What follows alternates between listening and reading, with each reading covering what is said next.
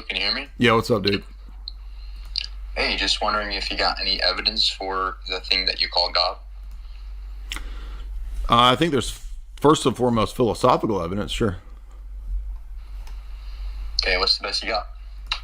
I make the transcendental argument that if God doesn't exist, then reasoning, logic, ethics become impossible. And by impossible, I don't mean that people don't do them. I mean impossible in the sense that there's not a justification for doing and believing in those things. Okay, so you're trying to say that these things are grounded in this God thing? Yes. Okay, why can't we just ground them in just reality itself? I mean, the idea that reality itself has some kind of intellectual or conceptual content is, I think, vacuous. What does that even mean? What is reality itself? I mean, to say reality itself is a metaphysical claim. So we're asking for the grounding of metaphysics itself. So we need something more than just a metaphysical claim to ground metaphysics. To say that they just are would be arbitrary. Well, we can just ground them in human minds. We can just say that logic is descriptive of the world, and therefore we don't need a God at all. Right, but to have a reductionist move immediately puts us in a position where there's all kinds of logical problems for trying to ground logic in the human mind. For example, my mind is not your mind. So to just say that it's in the human mind actually won't get us to justification. Right, but I'm saying logic is something that human minds do, right? Human brains do. Yeah, but we tend to agree upon the axioms, right? We tend to agree upon the conclusions we make on logic. Yeah, but it doesn't matter because they are descriptive of the world. They're not prescriptive. Right. Well, but to say that because we do it and because we agree on it doesn't get you justification. So those are because those are fallacies. Why doesn't it give us justification to just do logic? Because the two things that you said are fallacies. How? To just do something doesn't provide justification for how and why that thing is. That's a fallacy.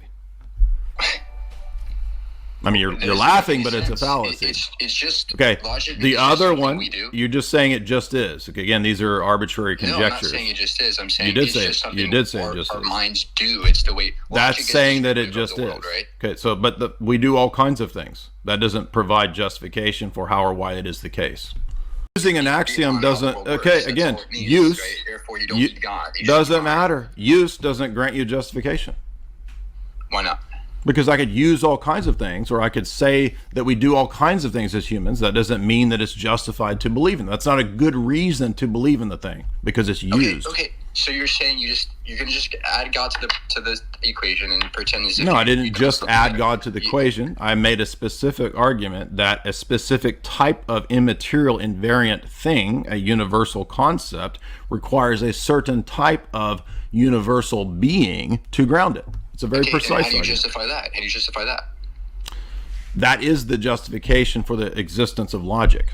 Okay, then we could do the same thing for human minds. We can just say the justification is that human minds exist, therefore you don't need God. Human minds don't give you. Human minds don't grant you the justification because human minds are finite, and your move is a reductionist move. Wait, what? They're finite? Yeah, I don't know if you've heard of this, but a human mind is finite. That we can ground logic in minds.